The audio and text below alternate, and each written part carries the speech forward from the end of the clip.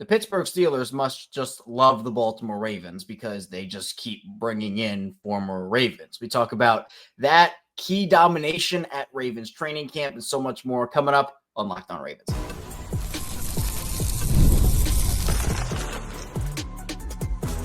You are Locked On Ravens, your daily Baltimore Ravens podcast. Part of the Locked On Podcast Network, your team every day. You are Locked On Ravens. Welcome into the show. I'm your host, Kevin Oestreicher of Ravens Wire, here with you on the Locked On Podcast Network, your team every day. Thanks so much for being here today on this Saturday, a little bonus episode action and making Locked On Ravens a part of your day and your first listen each and every single day. Free and available for you on all podcasting platforms, including in video form on YouTube, where you can like and subscribe to the channel, and in audio form where you can follow along and subscribe wherever you get your podcast. We are 5 days a week, so Monday through Friday is our regularly scheduled programming, 6 a.m. Eastern time, but we do have bonus episodes like this on the weekends when the headlines permit. We also go live after every single Ravens game, after every single Ravens piece of big news, and we also now have the Ravens Squad Show here on both YouTube and in audio form. That is a live version format for an hour with myself, former Ravens wide receiver Kadri Ismail, and Sam Njoku. So thanks out there to all the everydayers, the first-time listeners, and if you're somewhere in the middle, thank you as well. Today's episode of Locked On Ravens is brought to you by Gametime. Download the Gametime app, create an account, and use code LOCKEDONNFL for $20 off your first purchase. Day 3 of training camp for the Ravens officially in the books. We'll talk a lot about that in the second and third parts of the show. A little bit less of an eventful day compared to the first 2 days, but still a lot of headlines to talk about and a lot of key players dominating there. But in the first part of the show, man, the Steelers, they just love the Ravens. I guess they keep bringing in former Ravens. They keep signing former Ravens, and that did not change on Friday. We got multiple pieces of Ravens Steelers moves, and I think it was actually Jack Settleman over at Snapback Sports who put out, man, we used to be a proper country of not allowing Ravens and Steelers, to go to the opposite side of the rivalry is essentially what Jack said, which, I thought was really funny. I said we used to be a proper country where being a Raven meant you didn't become a Steeler. So you might be thinking, Kevin, what moves are you talking about? Well, the Steelers have signed former Ravens safety Chuck Clark. That was one of the moves that came down on Friday for the Steelers. Chuck Clark goes to Pittsburgh. He reunites with old Ravens friend, Deshaun Elliott. And obviously it's not just Deshaun Elliott. I'll actually throw up a graphic for the video side of things. I'll read through it in audio form, obviously, here. So everybody gets the clear picture of what this means for the Steelers in terms of how many former Ravens they have on their roster. I mean, it's kind of crazy right now. You got Patrick Queen, Deshaun Elliott, Chuck Clark, Malik Harrison, and Jeremiah Moon, all now on the Steelers. And, there were still former Ravens that went to the Steelers, and former Steelers that went to the Ravens in the earlier days of the rivalry. I know Rod Woodson is one of the big ones. There are others as well. I mean, more recently, Arthur Millette going from the Steelers to the Ravens. Alejandro Villanueva did it as well. There are examples of it, right? I'm not saying that, this just became a new thing 2 years ago. But this amount of it in such a short amount of time, and, kind of hearing some of the things that some of those guys have said about the Ravens or, getting revenge and all that, man, I mean, to me, I do think for the Steelers, it's a little, all parties involved here. I feel like it's a little embarrassing, but that's just me. I feel like the Ravens and Eric DeCosta, they get a pretty good sense of when to let somebody go. It doesn't work all the time for them, right? Every team's not going to hit 100 on that, but Patrick Queen really didn't have a great year for the Steelers last year. Deshaun Elliott, he was actually very good for them, but he's bounced around a little bit and had to kind of find his form again. And I'm a big Deshaun Elliott guy. Like, I was a huge fan of his coming out of Texas, and I was ecstatic when the Ravens ended up bringing him in. And I'm glad that they ended up doing that back in the 2018 draft, which was loaded, by the way. But, man, you start signing that many former players from your rival, and it does. And look, Ravens fans let the Steelers hear about this and went at them, calling it embarrassing, secondhand, all this stuff. That is what it was. But Chuck Clark had comments about the Ravens back in 2023 when he was traded from the Ravens to the Jets. and he clearly was not happy with how his situation worked out. I think he was probably promised something, and then the Ravens brought in Kyle Hamilton, and it is what it was there. But when Chuck Clark was asked about if he kind of knew this whole thing was coming, the Ravens had the Jets trade this again back in 2023. Chuck Clark said, yeah, he was prepared. And he said, quote, I was ready to get out of there. I wasn't being respected is essentially what his message was. And he got injured. And, that obviously was tough for Chuck Clark. He never want to see anybody get injured. He didn't really, have an impact on the Jets in 2023, was on the Jets again in 2024. And he said they didn't forget about that chip on his shoulder and really didn't have a great year for the Jets in 2024. Kind of a similar-ish situation to Marcus Williams, although Marcus truly was really bad for them for the majority of that season. Chuck Clark played in 12 games. He had 69 tackles on the year. He had a sack. He had a forced fumble and a fumble recovery.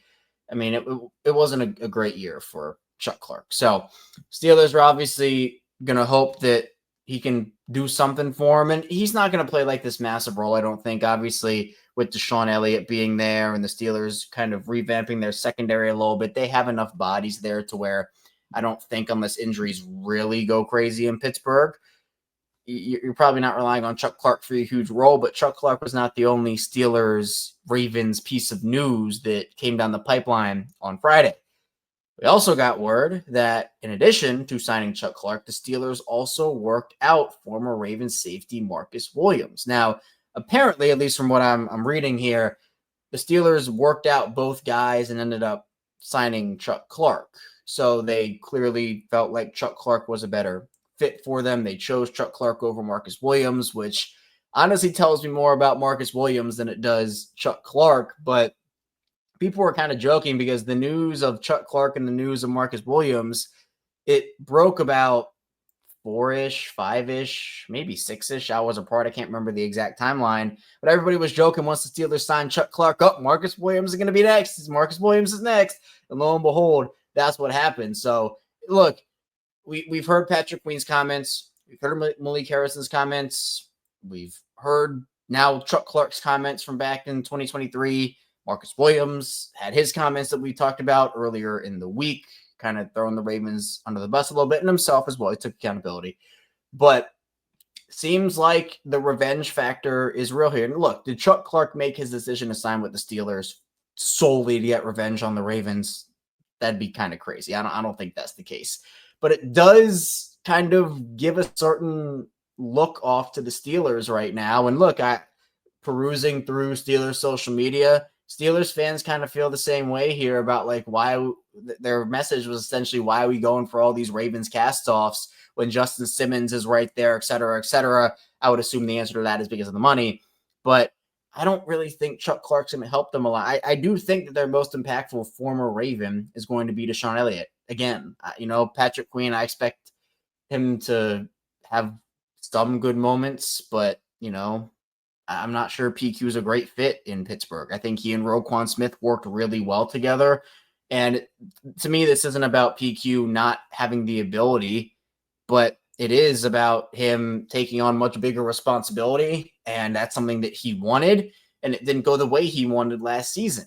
But the Steelers, they are trying to catch up to the Ravens. The Bengals, they are trying to catch up to the Ravens. By the way, the Bengals, they got Shamar Stewart signed yesterday. So finally that saga is over with. And I guess Shamar Stewart can kind of catch up because he's weeks behind at this point. But yeah, I mean, look, Ravens fans let the Steelers know about these moves. I don't think these are moves that are going to help. Then they don't. The Steelers, again, don't need Chuck Clark to be the savior of their defense. It's more so just for depth. But there are going to be a lot of chips on a lot of former Ravens, now current Steelers shoulders here, based off all the comments we have heard. It adds some juice back to the rivalry, which is nice, I guess. But I mean, I don't really, none of those moves, even dating back to last year, really, move a needle for me in terms of how I feel about the Ravens and the Steelers. I think the Ravens are better rounded. It's just a matter of being able to just compete and play a full 60 minutes of football and not get in your head against the Steelers, because how you beat the Ravens is you slop the game up, and the Steelers are really good at doing that. They're not overly flashy, but, they execute at a decently high level when it comes down to it, particularly on the defensive end.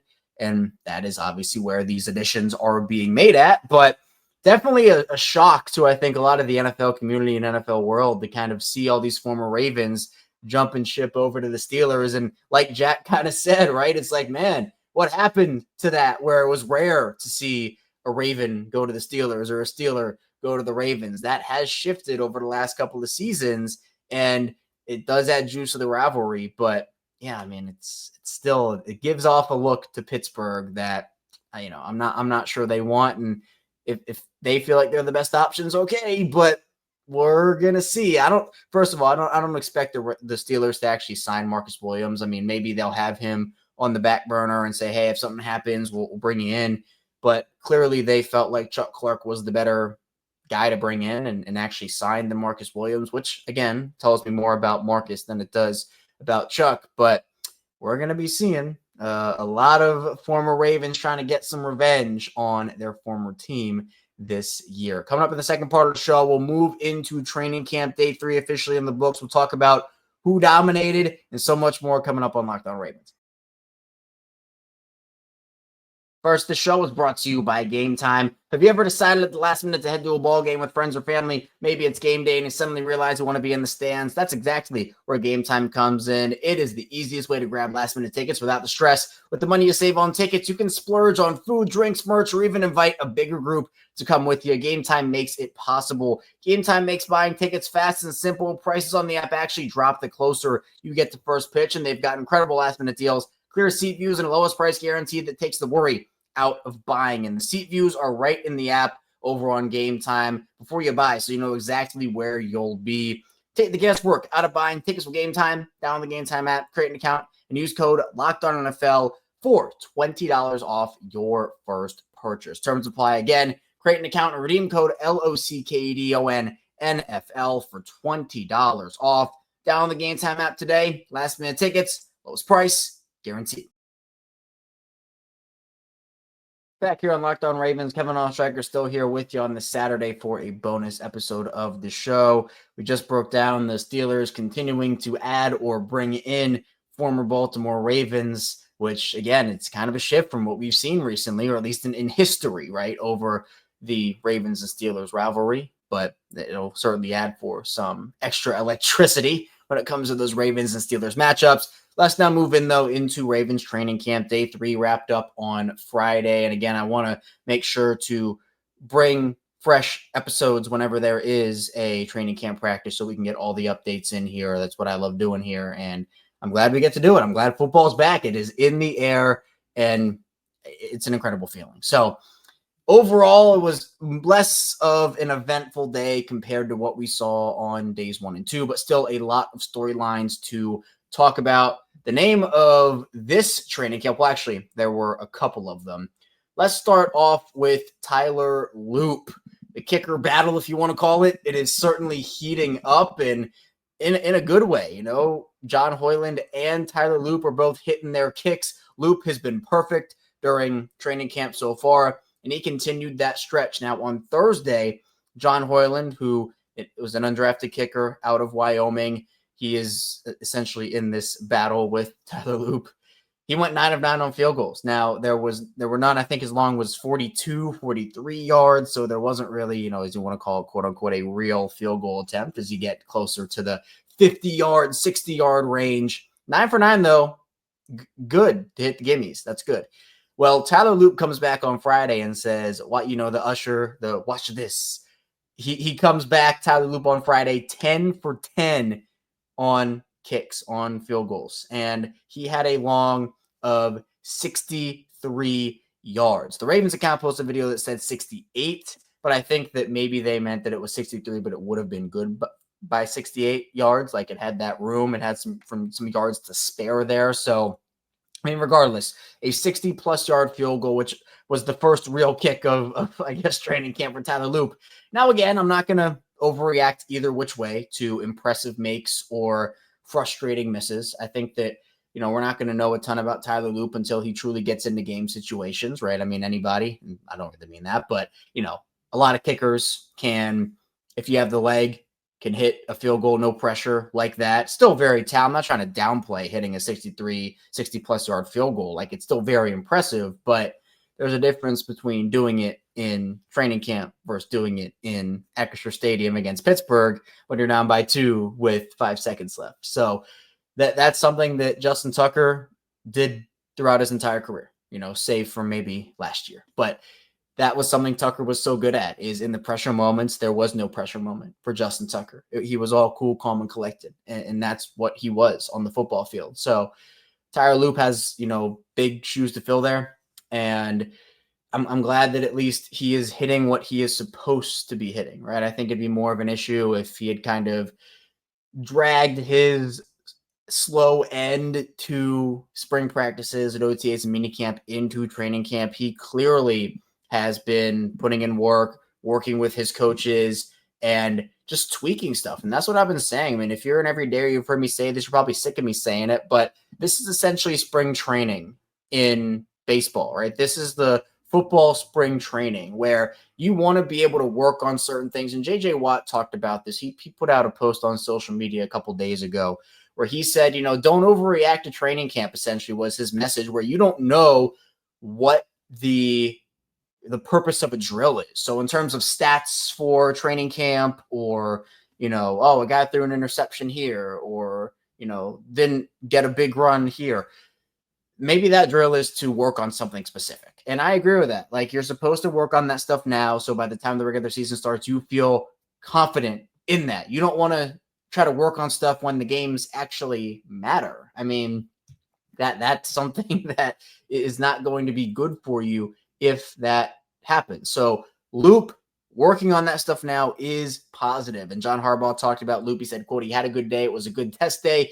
He had kicks kind of situationally all week. Then to come out here and kick it deep like that is a good day. So look, I still think Loop is the guy. I've said that over and over again. John Hoyland, I think, he's made a good impression. Maybe they trade John Hoyland. We've seen the Ravens get some value for kickers before. The Ravens are kicker university, in my opinion.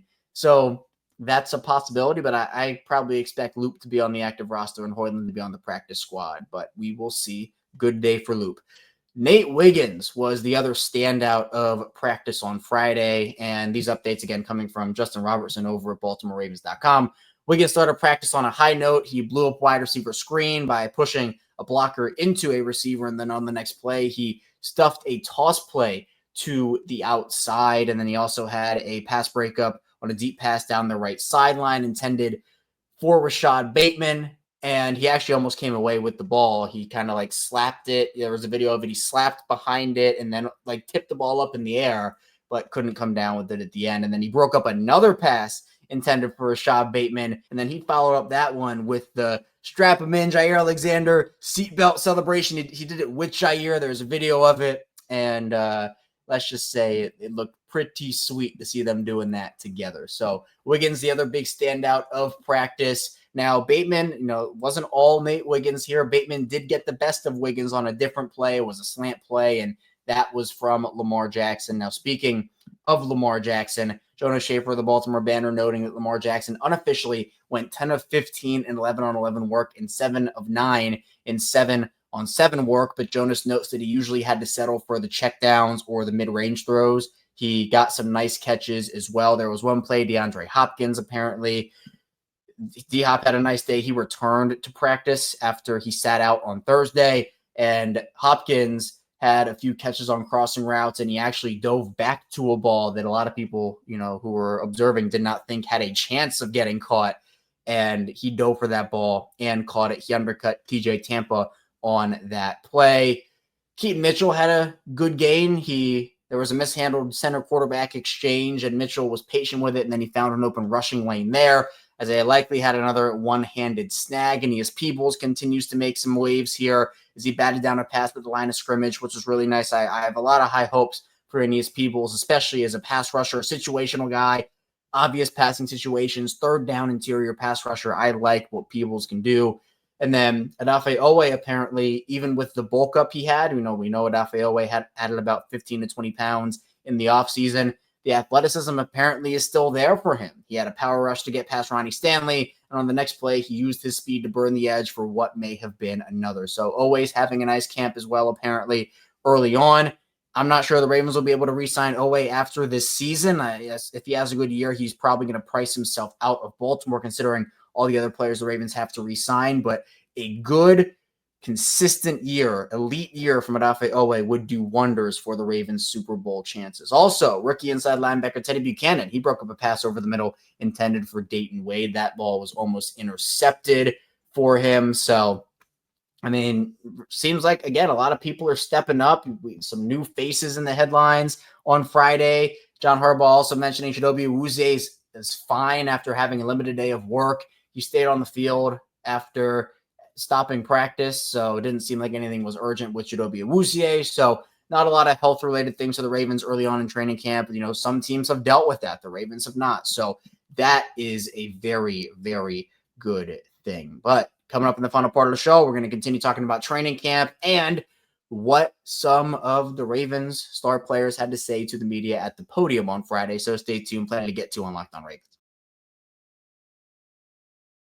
This episode is presented by Yahoo Fantasy. Fantasy football's back. Fire up the group chat, get your draft board ready, and buckle up for a season filled with breakouts, busts, and all the overreactions we live for. It's all going down on Yahoo Fantasy. This year, me and Locked On Ravens are playing on Yahoo Fantasy, and you should too, whether you're a first-timer or a veteran making your millionth league. I've used Yahoo Fantasy for years and love how smooth the draft day experience is. And you got the draft boards, you get the player analysis, you get everything over on Yahoo Fantasy. So to celebrate 28 years of fantasy greatness, Yahoo Fantasy is dropping 28 big new features over 28 days, giving you more ways to play, more ways to draft, and more ways to win. It all begins August 4th. Stay tuned and get started by creating or joining a Yahoo Fantasy football league at yahoofantasy.com/LockedOnNFL. That's yahoofantasy.com/LockedOnNFL. And let's make this fantasy season the best one yet.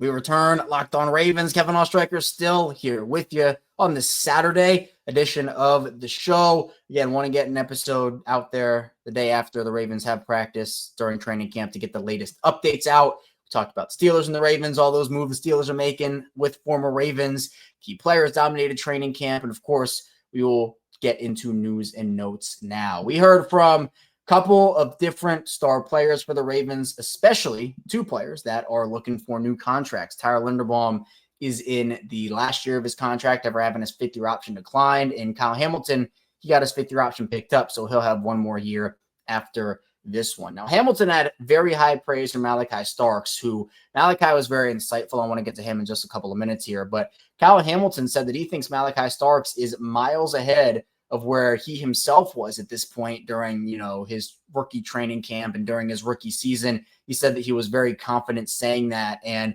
also said that, he's super talented. He knows the playbook well. So, man, I mean, lots and lots of high praise from Malaki Starks. And then Malaki is a guy that, was a standout at practice on Thursday, made a lot of really nice plays. So he is already living up to the billing of being very NFL ready and ready to contribute to a Super Bowl contending squad, which I think the Ravens will absolutely need. Now, Kyle Hamilton also talked about Jair Alexander coming into Baltimore and bringing some of the swagger that he has. He actually ended up saying that he's only been with the Ravens for 3 days, and he's already brought a lot of that, and that the Ravens secondary probably needs some of that swagger and excitement that Jair Alexander brings. He gave credit to Eric DaCosta and the people upstairs that brought Jair to the Ravens. And, you heard 2 days ago, Jair talked to the media, and,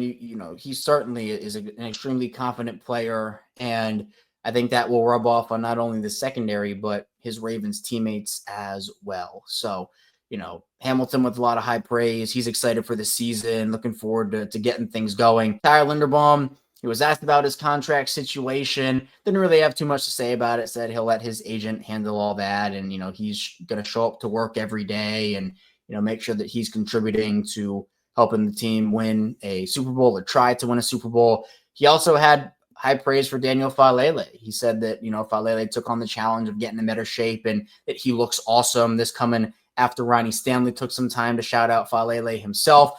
Seems like the guys are really impressed with Falele's transformation. We've seen the clips of him working this offseason, and look, there's a lot of pressure on Daniel Falele's shoulders here. And the fact that the leaders, not only like Linderbaum and Stanley are leaders on the offensive line, but those are also some of the leaders on the team. And the fact that they are going out of their way to compliment Falele, I think goes to show what he has done to put in the work this offseason. And we're not going to really know again about the offensive line or defensive line as much until the Ravens put the pads on, and that is coming soon. But for now, feels like Falele is, a lot of praise for him, which is really, really awesome. Now, Malaki Starks, he is very insightful. That's something the Ravens, they fell in love with Malaki during the pre-draft process, so much so that it actually leaked how much they liked him, which rarely ever happens for the Ravens. Usually, they like to keep their draft selections on the hush-hush. Maybe there'll be a smoke screen here or there. And that's why, like, when it leaked, I'm like, this is a smoke screen. They want Nicky Manwari. I didn't believe it because usually that's what happens with the Ravens. But he was a Red Star prospect for them, which means he aced everything for them, interviews and all that.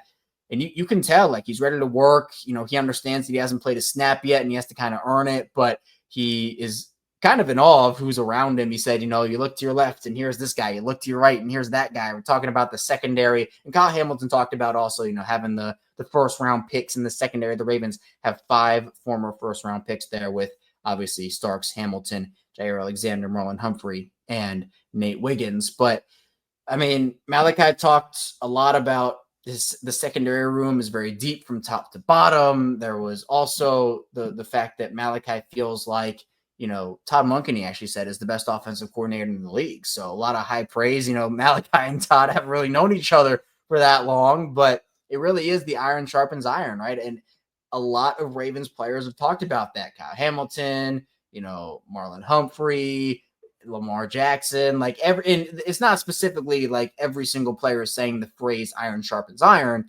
but, Malaki Starks talked about it in his own way when he was kind of talking about Monken and getting the work in and making sure that he's in the right spot. So, yeah, I mean, a lot of great things that Malaki had to say, and I'm excited for him. I'm really excited for him to really come in, step up, and upgrade a position that was really a sore spot for the Ravens during the 2024 season. But that's all I have for you here today. Thanks so much for tuning into the show. Of course, we'll be back here soon on Locked On Ravens talking more training camp updates and the latest on this Baltimore Ravens team. And of course, we are here for you 5 days a week as well, regular scheduled programming Monday through Friday. So if you're someone who likes the Ravens, or you have a friend or a family member who likes the Ravens or wants some daily Ravens coverage, be sure to send them our way over here on Locked On Ravens. On the way out, hit the like and subscribe button in video form, follow along in audio form, and I'll see you right back here soon on Locked On Ravens.